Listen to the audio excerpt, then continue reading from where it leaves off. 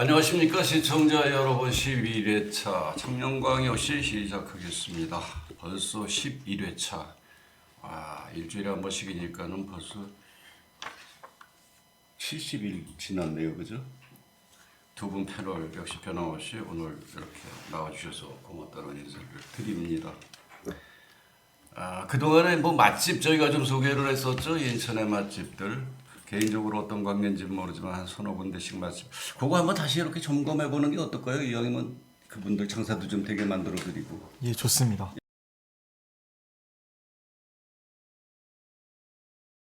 예, 우리 부대변인 어디 소개했었죠?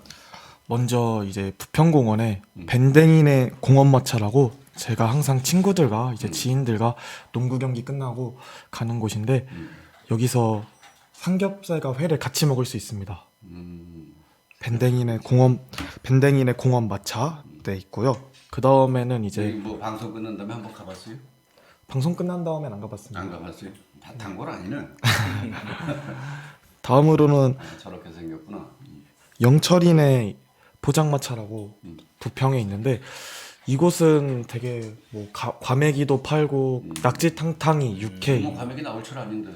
겨울에 겨울 나오는데 근데 작년에 가보니까 또 안 하신다 하더라고요. 과메기 너무 힘드셔서 다른 것도 장사가 잘 되니까 한 3주 전에 가보려 했는데 웨이팅이 너무 길어서 여기도 못 가봤죠. 네, 웨이팅이 너무 길어서 여기도 번호표 뽑아요? 네, 웨이팅 굉장히 깁니다. 젊은 이제 친구들이 되게 많이 가서 번호표 뽑을 정도구나. 예, 그 다음에 마지막으로 소개한 게 정정화 식당이라고 제가 살고 있는 원래는 상곡동이 본점이었는데 옮겨서 부평에 지금 본점이 있습니다. 거기도 안 가봤죠? 가봤습니다. 그 후로 가봤어요? 예. 가서 뭐 이런 거 방송 내보낸다고 얘기했어요? 또 내보내면 뭔가 아까 자꾸 우리 석봉이 형이 얘기하듯이 뭐 관계 있는 거 아니냐고 하실까봐 조용히 먹고 왔습니다. 네. 그래요. 그런 건 얘기해도 괜찮을 것 같은데. 저 집에 또 따님들이 좀 이쁘실 텐데. 자, 우리 또 현대영 의원. 그래요? 알겠습니다. 둘 다 총각이니까 두 분 다. 많이 이쁘다고 하니까 저 관심. 우리 뭐 맛집이라고 하니까 일단 저는 처음엔 아마 그 재물포역 쪽 그리고 옛날 그 선인재단 쪽에 있는 그 고 쪽에 방문사거리. 네, 그쪽 방문사고 쪽에 오목골 즉석 메밀 우동이라고 해서 인천에 이제 계란말이 김밥 제일 유명한 청이김밥과 더불어서 이 메밀 우동 가장 유명한 곳이고요. 그쪽에서 조금 많이 여기 24시간 하는 데라서 추천 많이 해드렸던 의원님도 저기 그 후로 안 가봤죠? 그 후로 가긴 갔는데요. 뭐 그 후에 가서 사장님하고 그런 얘기는 안 하고 그냥 밤에 늦게 끝날 때 집에 가기 전에 이제 들러가지고 가끔 우동 한번 때리고 갔죠. 그리고 이제 다음에는 아마 풍전식당일 거예요. 풍전식당은 지금 이제 인천기계 공고 그 맞은편에 풍전식당에 육개장하고 해장국을 파는 이제 그 집인데 그 부분에 대해서는 뭐 요즘에 한창 원래는 제일시장 쪽에 있던 곳이 확장이 전해가지고 갔던 곳이지만 제일 대표적인 게 육개장.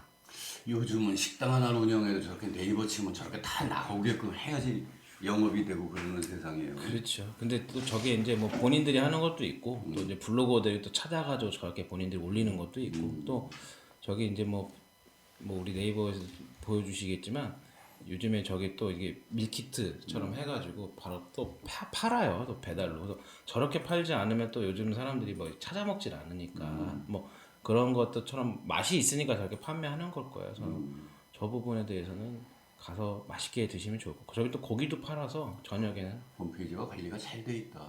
그래요. 이렇게 보고 가가지고 뭐 말씀 많이 해주세요. 맛있다고. 저기는 진짜 따님이 이쁘다고. 아니요, 따님 없어요. 저긴 다 아들만 둘입니다. 저기. 그렇구나. 아들이 이번에 출마하신다고 그러면 아니구나? 저 아들이요? 저 아들은 그럴 생각 없을 거예요. 참고로 제 고등학교 동창집이라 일단 하고 나머지는 아마 이나 찹쌀순대라고 해서 하익동 쪽에 있는 곳인데요. 뭐 조금 상표가 비슷한 곳이 많아가지고 헷갈리시긴 할 텐데 하익동 그 은혜교회 쪽이 있을 거예요. 그쪽에서 파는데 워낙 오래된 집이기도 하고 또 이제 저기는 진짜 직접 순대를 항상 만들어서 해요. 그래서 웬만하면 프랜차이랑 아예 비교가 안 될 정도로 하고 엄청 맛있는 집이에요. 거긴 또 저 순댓국도 팔지만 그 곱창전골 이 곱창전골이 진짜 별미입니다. 저녁에 술안주 격들이 참 좋은 곳이기 때문에 제가 이제 한번 저기를 우리 저기 대학생 친구들하고 한번 데리고 갔어요. 근데 그 친구들이 다 맨날 하는 얘기가 언제 또 저기 가냐라고 할 정도로 맛집이기 때문에 한번 찾아보시는 것도 나쁘지 않을 것 같습니다. 저기 우리 저 부대변인께서는 저런 데 안 가보셨죠? 여기 우리 시 의원님이 소개해 주신데. 한번 이제 시의원님한테 데려가 달라 하려고요. 현역 의원이 소개하는 맛집은 뭔가 다를 겁니다. 한번 가서 먹어보세요. 예, 알겠습니다. 그리고 우리 석봉 형이 추천하신 데도 있지 않아요? 그때? 근데 저는 추천한데 다 가봤어요. 그렇게 말씀하시고 나서 그러고 나서는 우리 PD님도 모시고 가서 고생 많으셨다고 제가 좀 뭐 좀 드리고 저기서 조절히 앉아서 먹고 맛있게 먹었습니다. 아 좋네요. 자, 인천의 맛집 이왕이면은 자기 본인이 자주 가는 그런 맛집보다도 또 굉장히 훌륭한 어떤 스토리를 가지고 있는 맛집이면은 우정 찾아가서 이런 데서 한번 소개하는 것도 어떨까 그런 생각도 한번 좋은 것 들어봅니다. 그 뭐 생활에 약간 옆길일 수도 있지만 그래서 인천의 맛집은 앞으로 계속해서 좀 발굴하는 쪽으로다가 우리 두 분 패널께서 고생을 해주시는 것도 재밌겠다. 자, 그런 생각하시면서 벌써 청년광역시가 10회를 넘겼습니다.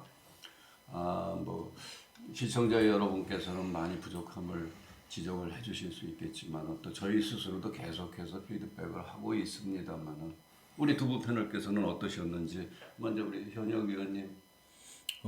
이제 벌써 10번이면 말씀하신 건 70일 지난 거잖아요. 제가 이제 원래 유튜브를 이렇게 오랫동안 한 건 이게 처음이거든요. 고정 패널로 저도 아주 가끔 뭐 여의도에 조금 이제 뭐 이게 유튜브에 초청돼 가지고 오는 경우는 가끔 있었었는데 이렇게 또 좋은 인연 때문에 이 인천에서 그리고 저 청년광역시라는 저 타이틀 달고 이렇게 또 청년에 대한 얘기 그리고 또 우리 좋은 분들하고 이런 얘기 나누는 게 쉬운 건 아니거든요. 또 그래서 좋은 인연이었고 또 이제 앞으로도 그런 인연이 또 계속 가야 되니까. 좋았습니까? 아 좋죠. 당연히 좋죠. 차기 지방선거에서 도움 좀 될 것 같습니까?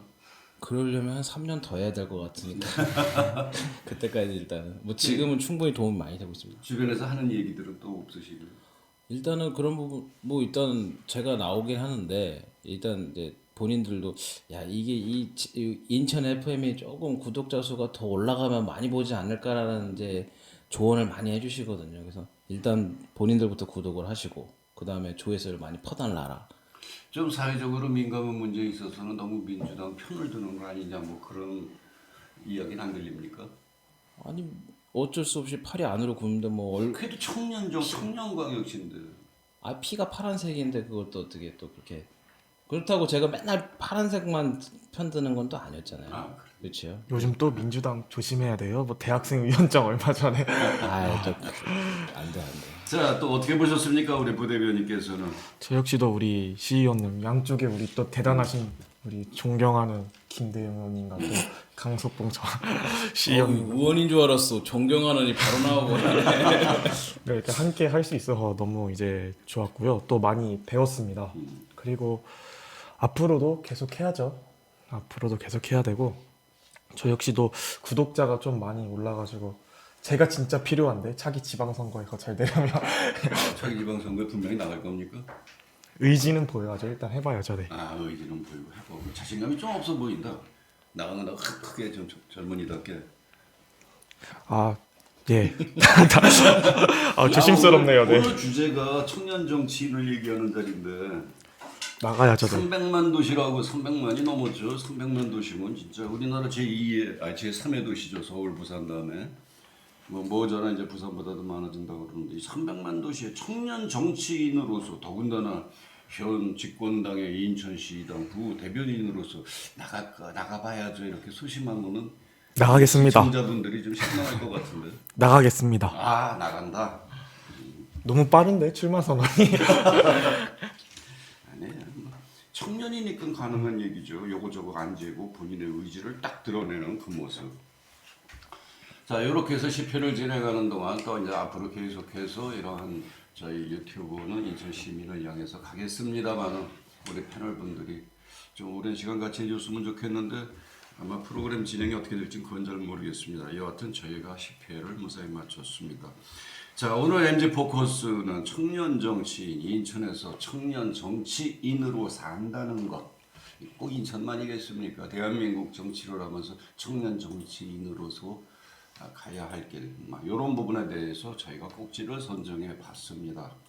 청년 정치인으로 입문하게 된 계획이 왜 정치 시작했어요? 일단은 그러니까 대부분 뭐 정치를 시작했다 그러면 조금 막 내가 세상을 바꿔보자 뭐 아니면 이런 거에서 변화를 가져보자 뭐 이런 말들을 많이 하세요. 근데 저는 좀 달라요. 그냥 저는 진짜 호기심이었거든요. 정치가 뭘까, 정당이 뭘까 하는 그 호기심 때문에 온 거고. 그러니까 제가 16년도 9월 1일자로 당원이 된 사람이거든요. 근데 그때 전까지는 그냥 소위 우리 20대 남자들이 말하는 거, 친구들이 말하는 거 그냥 정치에 그냥 이 사회 이슈에 그냥 이 반응만 하는 일반적인 그냥 시민이었는데 그냥 하나 계기가 뭐였냐면 정당 그 당시에 이제 저희 민주당이 그 전당대회를 하고 있었어요. 2016년도면. 근데 그 전당대회에서 그 당시에 청년 최고위원을 뽑았었던 때거든요. 근데 그냥 제가 개인적으로 들어봤던 사람이 청년 정치인인데 이 사람이 되겠구나라는 그냥 생각은 하고 있었어요. 근데 결과로 보니까 그 사람이 아닌 거예요.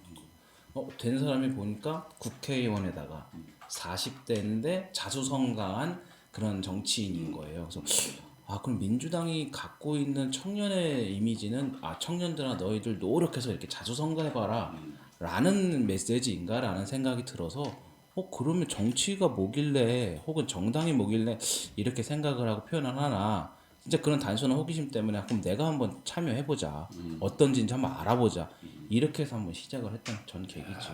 그거 잠깐 보면서 정치에 대한 호기심이 일었다. 네. 호기심이 생기자마자 당선됐다. 당선된 건 아니죠. 저도 한 6년 고생했으니까. 그런 겁니까? 네. 6년 고생했습니다. 6년이면 짧게 고생했다. 그렇죠. 워낙 특출한 능력을 가지고 계시고 또 어떤 관계성이 너무 좋으시니까. 자, 비슷한 거 여쭤보겠습니다. 우리 고려대학교 현재 학생인데도 불구하고 당의 부대변인까지 맡고 또 정치에 입문하려고 하는 입문하게 된 계기보다 입문하려고 하는 그 계기는 뭡니까? 입문은 했다고 봐야죠. 어쨌든 뭐 그치, 출마 입문하는 뭐 거지. 도전까지 했으니까 뭐 안 됐지만 저는 조금 달랐는데요. 우리 이렇게 김 의원님처럼 뭐 저 호기심에 이렇게 입문할 수도 있는데 저 같은 경우는 그 상식이 통하는 사회를 만들고 싶었습니다. 고등학교 때부터. 불가능한 얘기인데.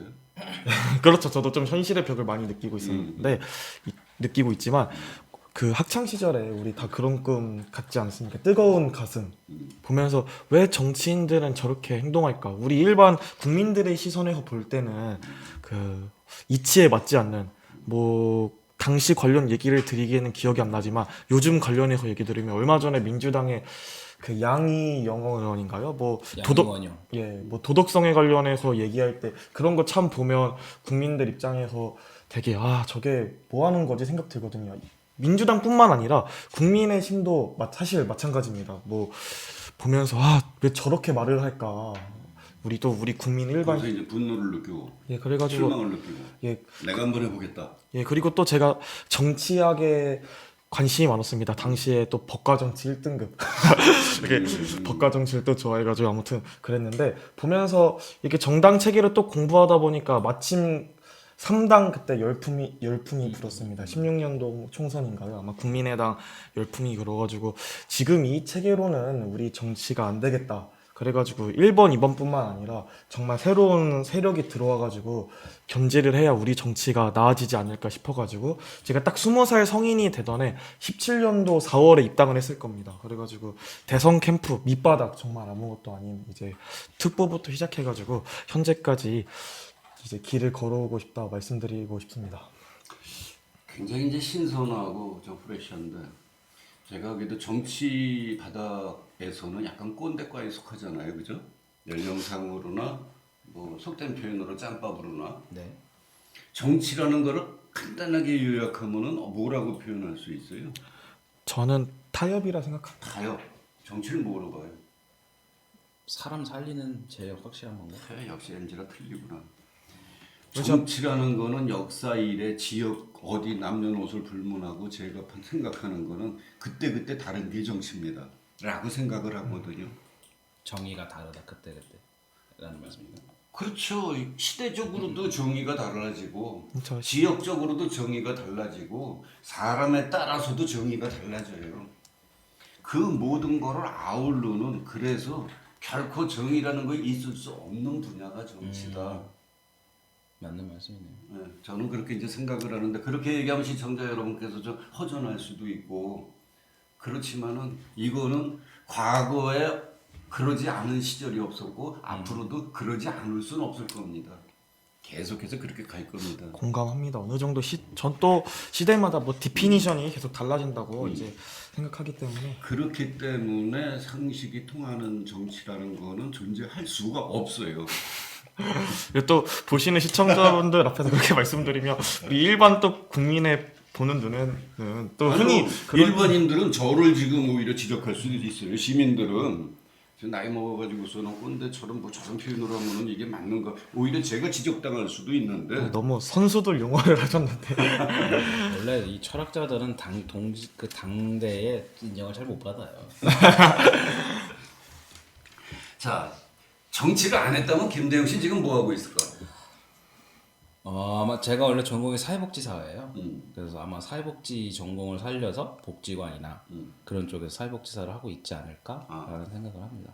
사회복지사. 원래 물론 이제 정당 활동을 하면서도 사회복지 기관에서 좀 몇 년 동안 일을 했었어요. 근데 그렇죠. 아마 물론 제가 원래는 그런 면도 있었어요. 정치를 하는 경우 중에 하나도 아주 일말에는 사회복지하기 싫어서 들어온 것도 있어요.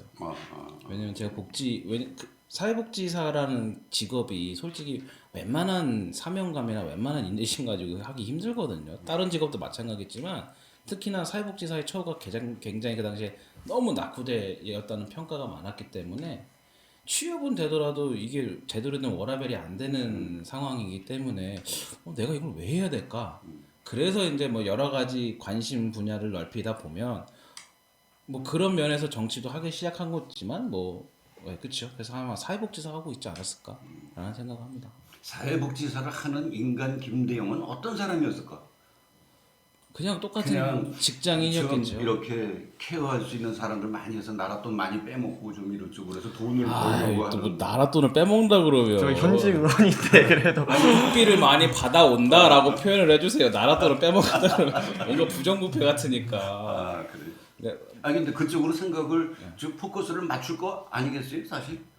아니 근데 이제 그거는 수익성 창출. 근데 그러니까 이거죠. 저도 뭐 수익성 창출이라는 게 사회복지에서 저는 수익성을 요한다는 거는 조금 좀 고민을 좀 해봐야 되는 문제가 아닐까 제 관점에서는. 그러니까 사회복지라는 게 분명히 어느 정도 모든 사람들에게 다 모든 걸 해줄 수 없는 게 현실이지만 그럼에도 불구하고 이제 저는 그런 어떤 예산이라든지 재원의 분배나 이런 부분들의 복지적인 관점도 있지만 일단은 사회복지라는 건 사람이 사람에게 다가가가지고 그 어떤 부족한 부분이나 결핍을 채워주기에 노력하는 직업이거든요. 근데 그런 부분들이 과연 우리가 어떤 스킬적이나 그러니까 어떤 테크닉적으로 가는 복지가 아니라 정말 사람과 사람들 가려면 그게 되게 어려운 일인데 그런 거를 하려고 하는 노력의 직업이라서 글쎄 저는 조금 더 저도 이제 노인 일자리 쪽에서 한 2년 정도 담당자를 해봤거든요. 근데 그게 뭐 굳이 뭐 예산이 저는 뭐 말단 직원이었으니까. 근데 어르신들을 보면서 많이 느끼는 게 정말 많았거든요. 그래서 그분들이 왜 일자리가 안 되는지 그리고 왜 하소연을 하는지 이런 부분들에서 아직까지는 좀 인간적인 감정이 너무 많이 느껴서 아마 그런 쪽으로 저는 아니 우리 시 의원님이 이제 개인적으로 사회복지사 이쪽으로 나가셨으면은 또 이제 청년 사회복지사 뭐 멋있을 수도 있을 것 같은데 뭐 나랏돈 이런 얘기해서 이게 결례되는 표현인지는 모르겠습니다만은 많은 사회복지사들 주변에서 이렇게 배우면은 사실은 수익성 창출에 다 굉장히 애를 맞습니다. 쓰는 거 그건 아니겠습니까? 맞죠. 그래서 그러니까 그게 사회복지사 이 한계. 한계고 사회복지를 수익으로만 바라봐서는 안 된다고 생각을 해요. 그러니까 그게 옛날에는 막 사회복지 이제 복지라는 이 복지국가 혹은 복지 체계와 관련된 부분이 조금 뭐랄까 하나의 돈벌이 수단으로 이용되는 초기 시대에는 그렇게 좀 많이 느끼신 분들이 많겠지만 그게 이제 정착이 되고 그런 문화가 아니라 정말 인간적으로 인본주의적이나 이런 쪽으로 휴머니즘으로 다가가야 되는 거기 때문에 저도 희망사항이 좀 이 사회복지사도 짭으로서 어떤 짭으로서의 포지션이 좀 많이 확보됐으면 좋겠다. 뭐 전문직이라는 게 다 여러 분야마다 다 자기 어떤 프라이버시가 있잖아요. 근데 유독 이 부분은 국가 지원 체계에 너무 의존하는 자기 프라이버시는 많이 숨는 막 이런 게 현실이지 않을까 이제 그런 생각도 해보고. 사회복지사는 돈을 많이 주면 됩니다. 그러게. 월급을 좀 많이 주면 알아서 돼요. 근데 이제 월급 많이 주려고선 실현되신 거 아니에요? 남의 따지게 정치하시고. 그것도 지금 요즘에 슬슬 보고 있습니다. 아 그렇구나. 네. 너무 특정 분야에 또 이렇게 아니, 편중하는 것도 이쁘지 않은데. 본인이 일단 잘하는 곳에서는 잘해야죠. 아 그것도 말된다. 자기 지역부터 위해야지. 자 우리 또 이윤혁 부대변인은 뭐 법도 정치도 다 공부를 하셨는데 만약에 지금 출마 의지를 안 가지고 있다 그러면은 가고자 하는 어떤 행보가 어떠셨을까 궁금한데. 제가 살면서 가진 꿈이 딱 2개밖에 없어가지고 그렇게 많아? 딱 2개인데 많은 건가요? 그래가지고 되게 듣고 나서 방금까지 생각했던 것 같아요. 제가 뭘 했을까? 어렸을 때는 야구를 했습니다. 선수로 엘리트 교육으로 야구를 해서 야구 선수라는 이제 꿈을 가졌고요. 그 이후에 한동안 이제 꿈 없이 살다가 고등학교 때부터 정치인이라는 꿈을 가지게 됐는데 만약에 제가 정치를 하지 않았더라면 기자 같은 언론 계통이라던가 아니면 대학원에 진학했을 수도 있을 것 같습니다. 칼라가 되게 분명하시다, 그지? 예, 뭐 칼라가 이쪽에 교수라던가 뭐 그런 쪽도. 근데 사실 또 제가 지금 전공하고 있는 분야가 사회과학, 인문 계열이 또 천대받고 있는 사회잖아요, 요즘. 그래서 막 학과도 통폐합되고 이런 추세라 교수는 막 이제 하늘의 별 따기다 이런 얘기도 하는데 아무튼 조금 예, 이제 물 건너갔고 그쪽 사회적으로 계열, 대우받기가 예, 그쪽 계열을 조금 가지 않을까 생각을 해봅니다. 구체적으로다가 뭐 이렇게 준비된 건 아니고 아마 그냥 그런 쪽으로 가지 않을까 그거네. 예, 정치를 안 했으면 난 뭘 하겠다 예, 이게. 아니면 또 이렇게 막 고시라던가 그런 시험 준비도 예, 했을 수도 있겠죠. 공무원 시험. 공무원 시험보다는 이제 어느 곳이? 법무사라던가 뭐 이런 쪽 예, 또 생각해보지 않았을까. 아직 30대가 아니잖아요. 이제 아직 20대니까. 근데 막상 지금 대학 공부도 힘들어가지고 그러는데 고등학교 때 이후로 대학교 와가지고 책상에 오래 앉기가 힘들어요.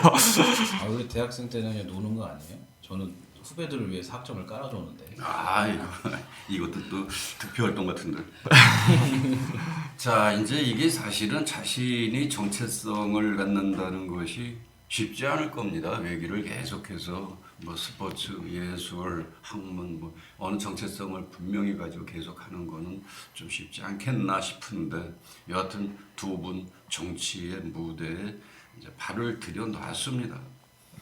자 이제 여기 현실에 부딪히는 청년 정치인으로서의 어떤 어려움, 곤란, 힘듦 아니면 뭐 시대착오적 뭐 어떤 괴리감 뭐 이런 쪽으로다가 이제 한 말씀씩 해주신다 그러면은 먼저 우리 또 아직 정치 시작하는 우리 청년 정치인.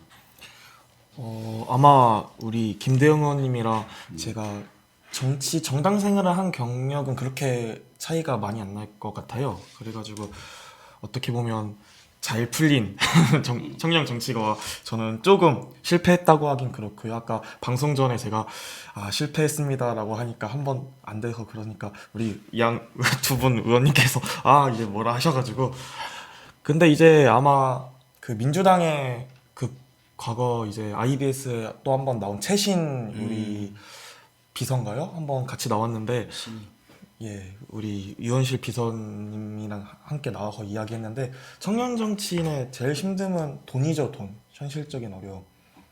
돈이 왜 필요해? 돈이 되게 맞아요. 많이 필요합니다, 되게. 뭐가 하는데 필요해?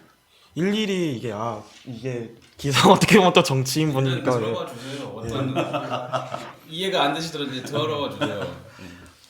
청년 정치인이 사실 그렇게 쓰이면 안 되는데 동원으로 많이 쓸 때가 많습니다. 그러면 하나 활동을 하더라도 바깥부터 이런 거 다 이동할 때 비용부터 다 청년들이 이제 내야 되고요, 돈을. 그리고 또 저 같은 경우도 우리 김 의원님도 대학생 위원장 해보셨겠지만 대학생 위원장인데 이렇게 멀리 어디 가거나 또 하면 위원장으로서 밥이라도 이제 우리 위원들 사주고 해야 되는데 그런 이제 활동비도 사실 많이 들어가고 또 시간입니다. 행사 같은 게 다 평일에 있고 하면 일하고 해야 되는데 뭐 알바도 하고 막 해야 되는데 이런 일할 시간도 없고 그래가지고 매 정치권마다 그 돈 안 벌고 조금 금수저 청년들이 되게 많습니다. 정치하는데 그런 걸 비판하는 용어로서 여의도 청년 이런 말 나오지 않습니까? 잘량 뭐 이러지. 예, 그래가지고 아니 근데 궁금한 게 하나 있는데 이 상식이 통하는 정치하고 싶다 그랬잖아요. 예. 그러면은 출마하려는 사람이 밥 사고 술 사고 이러는 부분 어떤 현실 정치를 인정하는 건데 그건 상식에 맞는 얘기인가요? 접근이?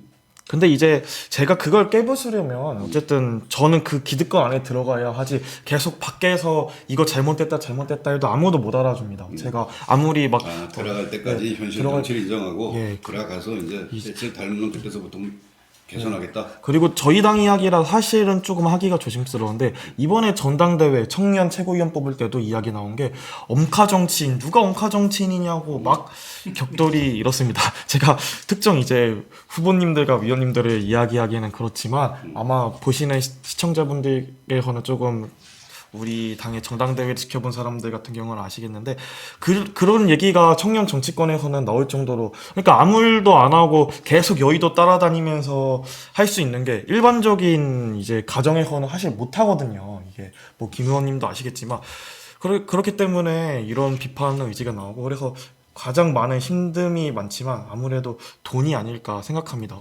그래서 재밌는 이야기를 잠깐 30초 이제 또 저희가 그 김 의원님이나 저나 이런 힘든 청년 정치 이야기 그리고 그간 과정 풀면 2시간씩 얘기해도 모자르니까 짧게 시간을 배분해서 30초씩 이야기하면 제가 한 3년 전인가 그 바른미래당 되기 전 국민의당 시절에 이 그 청년 5개 정당 그때 바른정당 정의당까지 해서 모든 청년 정치인들을 초청해서 그 국민의당 돈으로 사실 한 적이 있습니다. 그러니까 그때는 새누리당이 졌죠. 새누리당과 그 민주당의 그 청년 정치인들이 얘기하더라고요. 와, 안철수는 돈이 많아가지고 청년 정치인들한테 이렇게 돈 써주냐. 그래도 이 국민의당 제가 과거에 활동했던 국민의당은 밥값 같은 거나 하라고 청년국에서 이렇게 카드도 주고 했는데 다른 이제 당 같은 경우는 보니까 아 이제 돈 없으면 지방의원들 불러가지고 술 사달라 밥 사달라 이렇게 뭐 회의 끝나고 뭐 한다 뭐 이런 식의 얘기도 하더라고요. 예, 좀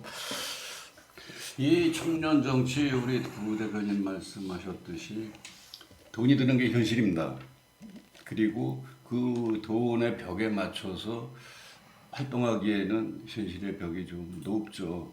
또 뭐 돈은 정치 한번 하려면 있으면 있는 대로 쓰는 게 정치다. 뭐 이런 얘기도 이제 있고 물론 돈 문제 방금 뭐 화면에도 떴습니다만은 선거 한번 치르려 그러면 총선 나가려 그러면 지금 뭐 1억이라고 쓰는데 옛날에는 30당 20낙이라고 그랬어요. 30억을 쓰면은 당선이고 20억을 쓰면은 그래서 이제 노무현 대통령 시절에 아 이거는 아니다 싶어가지고 이제 줄였는데 그래도 어쨌든 선관위에서의 기본 비용 뭐 인쇄비나 뭐나 기본 비용이 거의 한 2억 수준 가까이 이제 뭐 지방선거도 시의원도 거의 한 6, 7천만 원 정도 일단은 공적으로 들어가는 돈이 그렇죠? 개인적으로 들어가는 거 빼놓고 그렇죠. 최고 한 8조까지 그 정도 거의 7, 8천 들어가고 뭐 돈이 없으면 정치하지 마라 뭐 일 수도 있고 근데 사실 또 그 돈 안 쓸 수도 없고 제도상 예, 그래서 삶의 것이 일종의 딜레마일 수도 있는데 짧게 하나 더 말씀드리면 우리 하실 말씀이 많구나. 저 이제 여기는 그 의원님은 이제 또 실제 선거를 치러보신 분이니까 저는 이제 공천 과정에서 떨어진 사람이고 그래서 예산을 정할 때 저도 전 지역구 출마를 준비했으니까 예산을 정할 때 되게 그저 기존에 출마하셨던 분들의 아이디어를 되게 많이 들었습니다. 그래가지고 한 선에서 끊어보자. 선거 유세차 안 쓰고 이제 제 젊은 사람들 해가지고 이렇게 그 바른미래당 시절에 이거 뭐 잘 되신 분이니까 실명 언급해도 되는데 조언을 얻었던 분이 주의사기라고 서대문구 재선 의원이라던가 아니면 낙선하셨지만 몇몇 분 이렇게 있는데 의견을 얻어서 어떻게 유세하는지 유세차 없이 쓰레기주 줍고 하면서 비 올 때는 자기 이름 써 있는 우산 안 가져오신 분들한테 이렇게 덮어주면서 이렇게 한 표 하고도 하고 그런 식의 진짜 이렇게 스킨십이 더 있는 유세를 하려고 전략을 세워봤었습니다. 물론 출마까지는 이어지지 못했지만 이 과거의 기억입니다만은 제가 출마를 했을 때도 항상 유권자들한테서 듣는 이야기 중에 절반 가량이 돈도 없는 인간이 왜 나와 이 소리였습니다.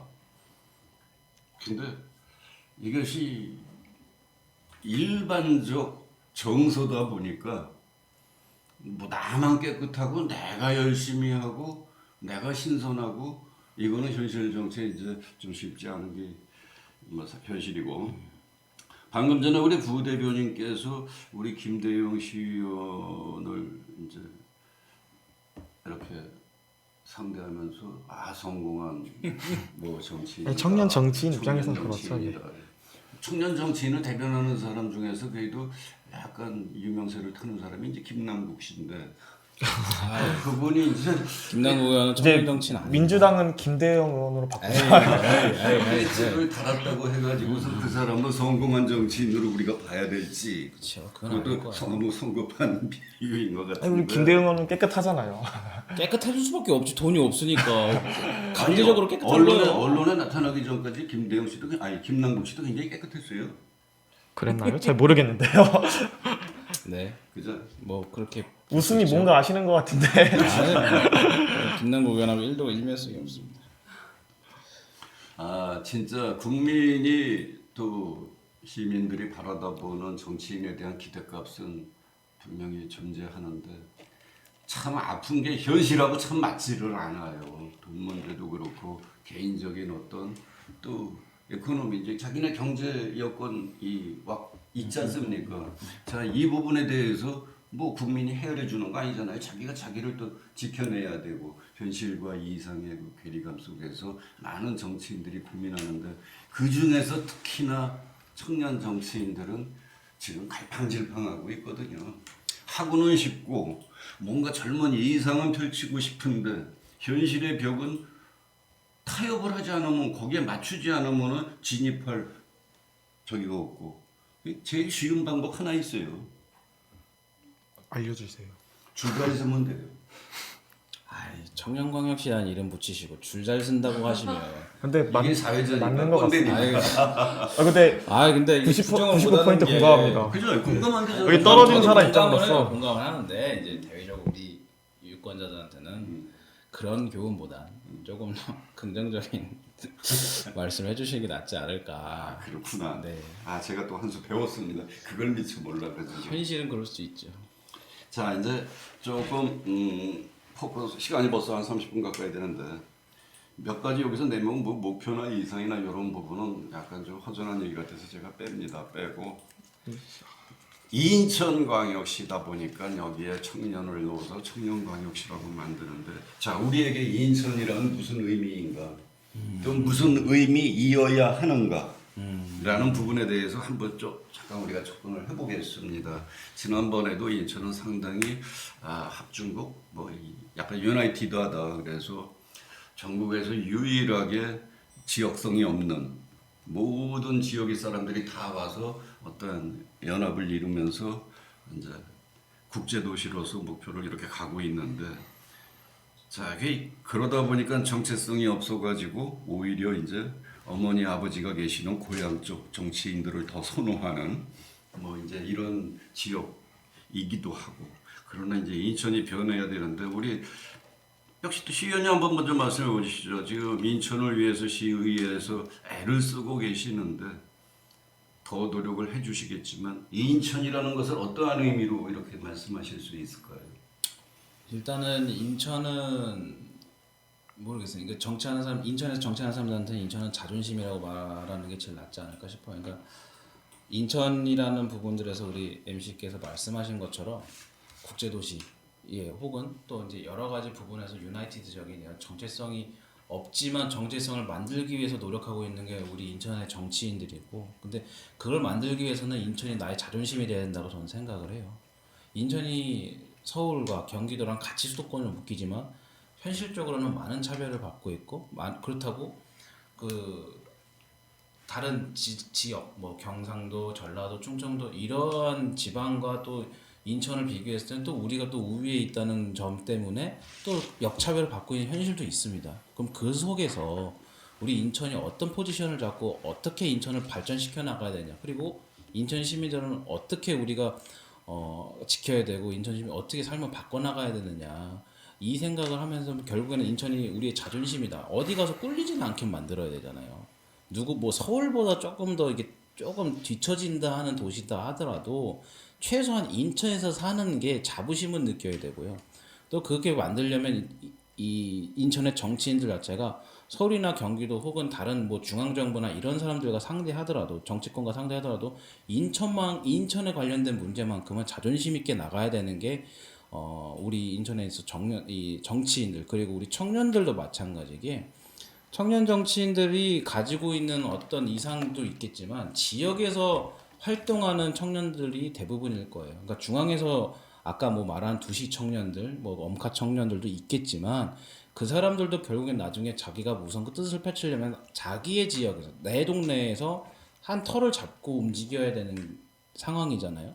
그러면 내가 움직이려고 하고 내가 발전시키고 내가 애정을 가지려고 하는 그런 지역에서 그럼 어떻게 해야 되느냐? 결국에는 말씀드린 것처럼 그 동네가 나의 자존심이 되어야 되는 거죠. 나의 뿌리가 되어야 되는데, 그러한 연고성이 없다 치더라도, 만약 연고성이 없다 치더라도 내가 살고 있는 부분 혹은 내가 애정을 가지는 그 지역이 나의 제1순위가 돼야 된다고 생각을 해요. 그래서 저는 항상 인천에서도 내 자존심이다. 누가 보면 어디 가서 그래요. 김대영이 인천 성애자 아니냐 막 이런 얘기 해요. 근데 그만큼 저는 항상 인천이 제일 순위가 되어야 되는 거거든요. 근데 그게 이제 청년들한테도 물론 여러 가지 이 목표는 있을 건데, 우리 이윤혁 부대변인이 말씀하신 것처럼 뭐 여러 가지 세상을 바꿔보겠다, 상식이 통하는 사회를 만들겠다.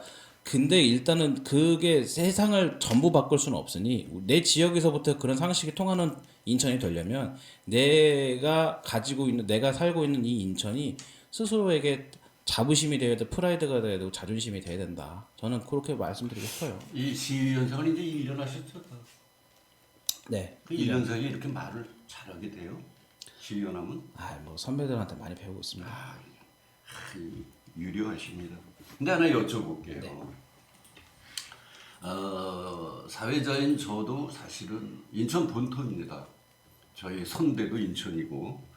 근데 이 인천 뭐 일반적인 이야기로 토백이라고 그러죠. 저도 이제 토백이다 보니까 이 인천인들을 위한 인천인들의 모임이라는 것이 이제 가끔 생겼다 없어지고 하는데 저도 거기 자주 참여하게 돼요. 근데 우리 의원님 이야기처럼, 이건 질문입니다. 네. 의원님 이야기처럼 인천도 인천인들의 어떠한 프라이버시를 세우려면 인천인들이 나서야 된다. 뭉쳐야 된다. 근데 저는 거기서 거의 항상 반대를 했어요.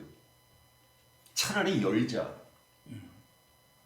인천인이라고 하는 이 지역주의라고 하는 여기에 대해서 우리가 사수를 하려고 하지 말고 아예 진짜 오픈시켜서 다 들어와서 그 속에서 우리가 문화나 정체성을 새로 만들어야지 라는 생각을 했었거든요. 네네. 그것이 굉장히 현실적이기도 하지만은 오히려 역발상이기도 하고 그랬는데 아직도 일부에서는 좀 몸부림 같은 목소리, 단발마적인 목소리도 나오고는 있는데 분위기 자체는 그냥 다 오픈된 분위기로 가지, 여기서 지금 뭐 자존심, 글쎄 뭐 이제 야구나 뭐 축구 정도를 놓고 저희가 응집하는 거는 이쁘다고 볼 수는 있어요.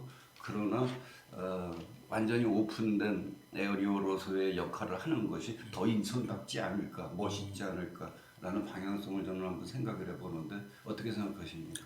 말씀하신 거를 한 줄로 요약하면 아마 그게 이제 always 인천일 거라고 생각을 해요. 그렇죠. 네. 근데 저도 이 부분에 충분히 동의하고 극공감합니다. 그러니까 제가 말씀드리는 거는 꼭 인천인들만 인천이 또 어떤 토백 이런 중심보다는 말씀하신 것처럼 충청도에서 와도 되고요. 전라도 경상도 어떤 지역에서도 인천에 저는 올 수 있게끔 하는 게 맞다고 봐요.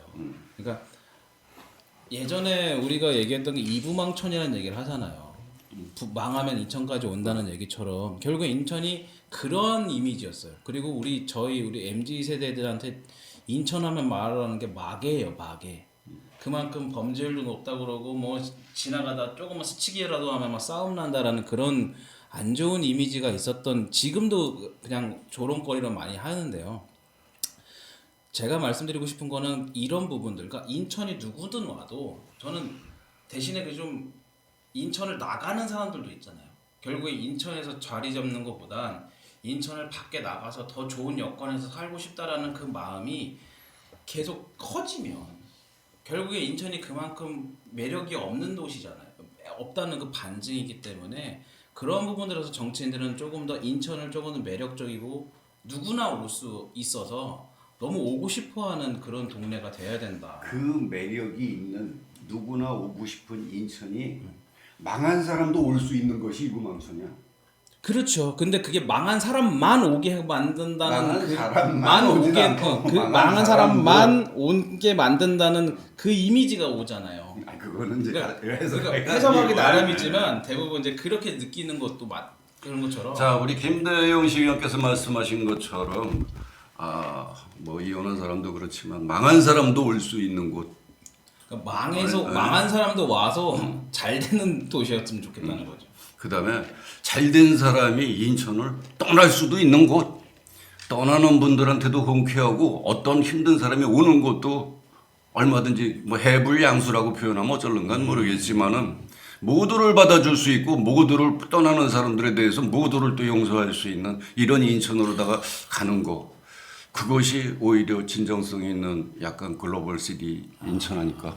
이 진짜 역시 선배님이랑 이 말씀하신 깊이의 폭이 오늘 진짜 많이 배우는 것 같습니다. 그래. 다음에 제가 출마할까요? 해불량수 역시. 자, 역시 마찬가지로 인천이란 어떤 광역시인가 우리 또 대변인께 한번 여쭤보겠습니다.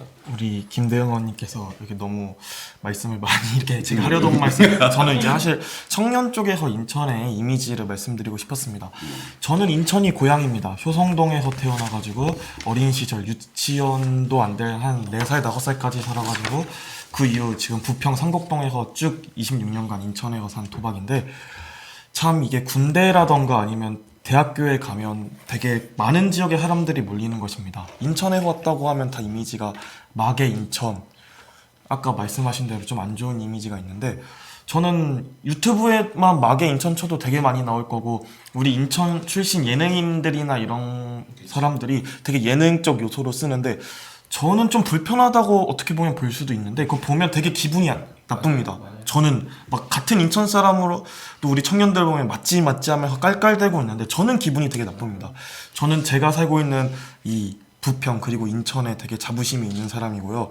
그렇기 때문에 저는 아까 그 떠난 사람 그리고 들어오는 사람 이야기가 나왔는데 저는 일단 인천이 누가 와도 살고 싶은 도시 우리 흔히 막 서울의 강남이라던가 이런 지역 보면 막 성공해서 꼭 거기 가야겠다 거기서 살아야겠다 이런 말 하는데 인천이 그런 지역이 됐으면 좋겠고 만약에 잘 돼서 인천을 떠나더라도 내가 인천 출신이라는 걸 어디가 창피한 게 아니라 당당하게 할 수 있는 그런 이제 도시가 됐으면 좋겠습니다. 그래서 저는 인천을 제 첫사랑이라 하겠습니다. 오늘 다 멘트가 그냥 화려하시네. 남은 준비 안 한 것 같은데. 두 분 젊은 정치인 말씀을 듣고 오히려 제가 용기 100배이십니다. 고맙습니다.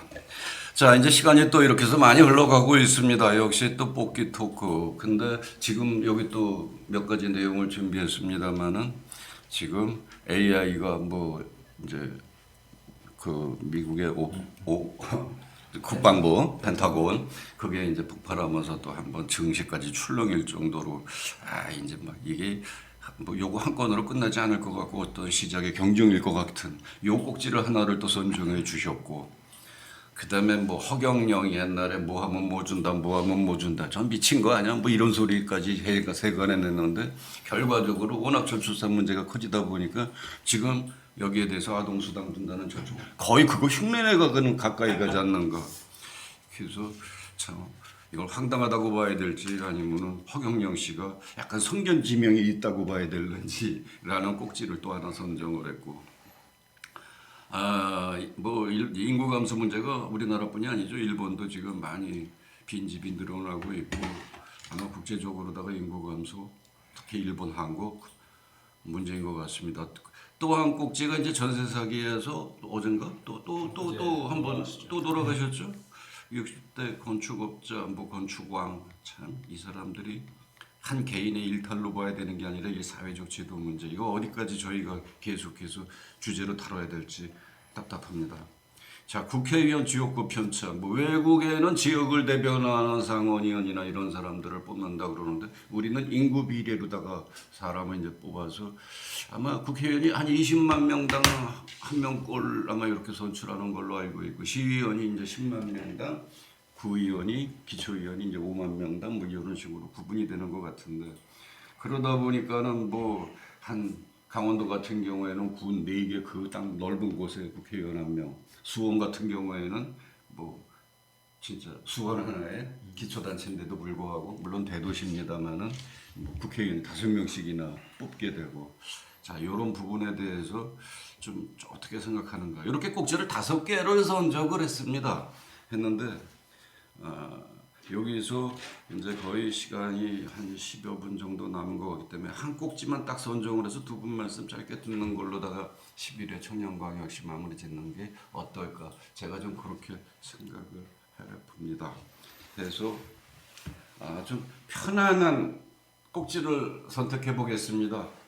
뭐 하고 싶은 거 아니 있으세요? 하고 싶은 거 없어도 돼. 인구 감소, 전세 사기 이 깝깝한 거 가지고선 저희가 답답한 또 그렇다고 우리가 무슨 대안을 만들어내는 시스템적 지금 토론도 아니고. 빨리 뽑을까요? 아니요 뽑지 말고 AI가 만든 가짜 사진. 자 이것이 알려주는 이 경종.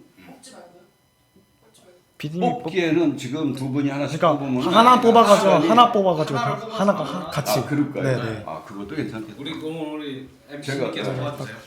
그래도 제가 가운데 앉아 있으니까 가운데 거 뽑을 거예요. 자, AI 나와라. 진짜 이거 한번 화면에 이분 비춰줘야 존경하는 사람 참 많습니다. 화면에 의외로 허경영 완전히 국민 스타죠. 근데 참 이분 선거 나올 때마다 뭐 그냥 토론장에 가서 흥분도 하고 막 이러는 모습을 보면서 저희 좀 이랬는데 이분이 주장하는 것이 굉장히 많이 현실화돼 가고 있는 이 아이러니한 이제 이 흐름 속에서 자 다시 허경영을 생각을 해 그분을 뽑자는 얘기는 아닙니다만은 일단 아동수당, 결혼수당에 대해서 허경영의 이야기 출산수당 3천만 원씩 주겠다. 결혼수당 1억 원 주겠다. 이렇게 해서 뭐 포퓰리즘 아니면 정치적 쇼 뭐 죄송스러운 말로다가 미친 거 아니야? 뭐 이제 이랬는데 지금 최근 여당에서 정책위원회가 한 달에 100만 원씩 2억 2천만 원을 아동수당으로 준다고 뭐 그랬다고 그러네요. 예 그렇습니다. 이거 미친 거 아니야? 저는 괜찮다 봅니다. 괜찮아요? 예. 그러면 괜찮다고 본다니까. 아니 뭐 또. 그 저번 주인가 저저번 주 방송에서 말씀드린 것 같은데 그 결국 저출산 문제는 그 해결해야 되고요. 가장 중요하고 가장 돈을 많이 써야 됩니다. 헝가리식 저출산제도 말씀드린 것 같은데 그것도 결국은 보면 현금성 지원이거든요. 지금 이 정도 출산율 가지고는 현금성 지원으로 가야 된다. 저는 맞는 방향이다라고 말씀드리고 싶고 근데 이거를 허경영 씨가 이렇게 될 거라고 예측해서 저는 공약을 내세운 것 같진 않습니다. 그냥 던져놨는데 시대가 어떻게 운이 좋게 지금은 재평가가 될 수 있게 그런 것 같고 또 정책위원회에서 2억 2천 아동수당 내놨다 하는데 이게 또 정치적으로 아까 내년이 아니라 3년 다음 지방선거 출마한다면 자꾸 이렇게 비판을 들지 모르겠는데 비판하고 싶은 거는 그 나경원 우리 전 원내대표가 그 저출산위원회 이제 그 경질당했을 때 이유가 정부와의 기조가 안 맞는다 했습니다. 그때 나경원 의원이 내세웠던 게 돈 문제죠. 그렇죠. 돈 문제인데 아니 그때 경제해놓고서 지금 아동수당 뭐 이렇게 정책 이거 준다고 하면 누가 봐도 정치적 이유로 경질한 게 되는데 여기까지 하겠습니다. 근데 이제 뭐 이것도 경제적인 부분에서 애를 키우기가 힘든 것도 현실이겠는데 과연 이 저출산 문제가 요런 기조 가지고선 이게 바로 잡히겠느냐라는 이제 의심은 든다 말입니다. 저는 잡힌다고 말씀드렸습니다. 잡힌다고 봐요.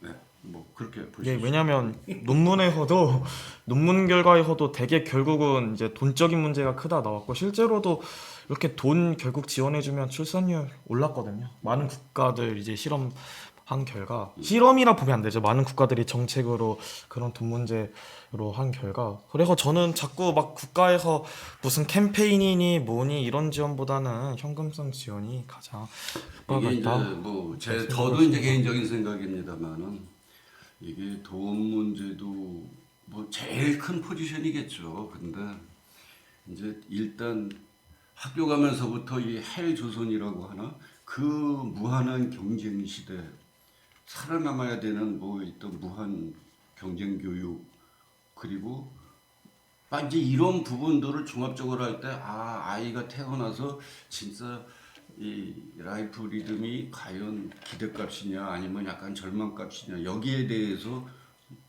낳지 말자라는 이러한 시대적 배경도 굉장히 중요한 포지션이라고 보거든요. 힘들고 돈이 없어도 살만한 세상이다라고 그러면은 그 기대값이 약간 올라갈 텐데 이건 뭐 돈이 있어도 이 진짜 경쟁하고 초등학교 다닐 때서부터 그냥 내몰리고 교육에 내몰리고 뭐 이거 애들한테 꼭 이런 이제 해석도 있습니다. 저는 5분 남았으니까 우리 김 의원님 발언권 드려야 되니까 짧게 말씀드리면 이게 그 석봉이 형 의원님이 이제 말씀하신 그 미시적으로 보냐 거시적으로 보냐 그런 것 같습니다. 물론 이제 강석봉 이제 석봉이 형이 말씀하신 거는 미시적 이유라고 봅니다. 근데 그게 왜 무한 경쟁 사회부터 시작해가지고 삶의 질 문제가 나오면 전체적으로 봤을 때 거시적으로 보면 다 돈 문제다. 왜냐하면 우리 이혼율 같은 경우에도 보면 이혼율의 가장 중요한 요인이 뭔지 아십니까? 경제적입니다. 경제적으로 집안의 수익이 어느 정도 이상이 넘어가는 순간 이혼율도 확 줍니다. 성격 차이가 아니고 예, 이혼율도 확 줍니다. 이게 통계적으로 나와 있는 자료고요. 그렇기 때문에 사실 우리 뭐 진짜 뭐 바람을 핀다던가 이런 거 아니면 가장 싸우는 가정에서 문제가 돈 문제 아닙니까? 경쟁 사회도 마찬가지입니다. 있는 사람일수록 그 여유롭고요. 또 우리 자꾸 입시제도 이게 큰 틀에서 그러니까 미시적으로 보면 그 경쟁이라는 것도 다 입시나 이런 거 관련해서인데 돈 많으면 대학교 명문대학교 보내기도 편합니다. 일켤레로 잠깐 또 말씀드리면 제가 같은 이제 한 고대 다른 사학과 다니는 이제 같은 동기가 말했는데 이런 말을 하더라고요. 나는 이렇게 대학교 왔는데 같은 동기들 보니까 환경이 다르다. 공부하는 환경이 진짜로 같은 지역에서 보면 그래가지고 이게 그 얼마나 경제적 차이랑 그 학벌부터 해가지고 또 그 한국 장학재단에서 나오기는 그 스카이 대학교 흔히 서울대, 고려대, 연세대학교에 그 9분위부터 1분위부터 10분위로 재단을 내서 우리가 등록금을 줍니다. 아시겠지만 우리 의원님도 얼마 전까지 대학생이라 근데 90분위에 그 50% 그러니까 스카이 대학교의 50%가 이상이 다 9분위, 10분위 전혀 나라에서 등록금이 안 나오는 그런 세대였으니까 다 그 경쟁부터 해서 시작해서 그런 게 다 미시적으로 봤을 때는 맞지만 다 돈 문제다. 그쪽 분야로 논문 하나 쓰셔도 될 것 같다. 감사합니다. 자, 우리 시의원님. 일단은 이 주제가 허경영이잖아요. 물론 말씀하신 것처럼 허경영에 대한 평가는 여러 가지가 있습니다. 뭐 말씀하신 것처럼 속된 말로 미친놈일 수도 있고 아니면 정치인의 어떤 포퓰리즘의 대명사라고 말할 수도 있고 재미자고 저는 한 얘기고. 물론 저는 일정 부분 동감합니다, 솔직히. 근데 그런 부분들에서 아까 우리 부대변인 말씀하신 것처럼 시대를 그러니까 그 타이밍 이게 말하는 레토릭이 시대를 잘 맞았다고 생각하는 게 저는 정답이라고 생각을 하고요. 왜냐면 이게 정말 현실성이고 이 사람이 정말 이 선제적 뭐 이게 어떻게 좀 선제적으로 뭐 이게 예언 같은 그런 좀 선견지명이 있는 정치인이 아닌 게, 왜냐면 이 사람이 이걸 재원을 마련하기 위한 방법을 다 그랬거든. 정치인들 수당 다 빼가. 그리고 모든 국가 예산을 그냥 모든 이걸로만 하자. 이렇게 말하는 건 진짜 포퓰리즘이고 미친놈이에요. 근데 이 사람이 던진 레토릭은 아까 말씀드린 것처럼 시대적인 타이밍이 잘 맞았다. 이렇게 가고 있다. 그러면 어쩔 수 없이 이렇게 가는 분위기다 하는데, 아까 우리 소공이 형 말씀하신 것처럼 이런 부분이 좀 너무 무리하고 과도한 거 아니냐라는 지적도 저는 일정부분 공감합니다. 지금 현실의 이 상황에서 이게 갑자기 몇백만 원, 몇천만 원 주는 거는 어렵지만 이렇게 가야 된다는 거에 대한 당위성은 저는 동감을 하고요.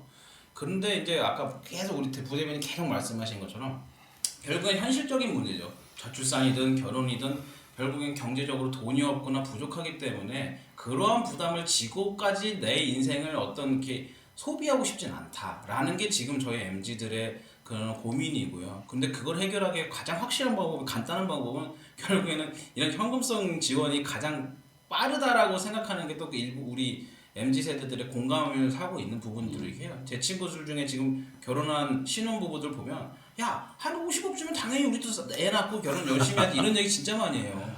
근데 그런 것처럼 이 경제적인 문제, 또 이게 오늘 또 좋은 말씀하시니까 저도 사자성 하나 하면 이 경제가 이게 풀면 경세재민이거든요.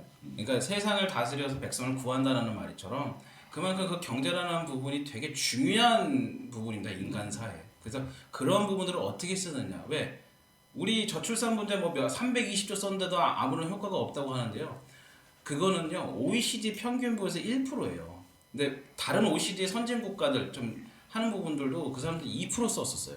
근데 우리는 그만큼 더 안 되는 상황에서 조금 더 이러한 예산의 폭이라든지 분배의 폭을 조금 더 넓혀서 해야, 이 허경 형이 말한 것처럼 나라에 돈이 없는 게 아니라요, 나라에 도둑놈이 많아서 안 되는 걸 수도 있어요, 진짜. 그래서 그런 부분들을 조금 더 바꿔보자라는 생각이 들어요. 자, 시청자 여러분, 어쨌든 답답한 현실입니다. 또 지금 청년들의 정치, 또 이제 뭐 자꾸 아이 안 낳는 거, 전세 사기, 답답한 일들이 굉장히 많습니다만 오늘 거기서 몇 곡지 가지고 우리 시청자분들을 찾아뵙습니다. 또 더 많은 준비를 해서 일주일 뒤에 청년광역시 시청자 여러분, 우리 두 분 패널 모시고 다시 찾아뵐 것을 약속드리면서 오늘 소중한 시간 시청해 주셔서 감사합니다. 고맙습니다.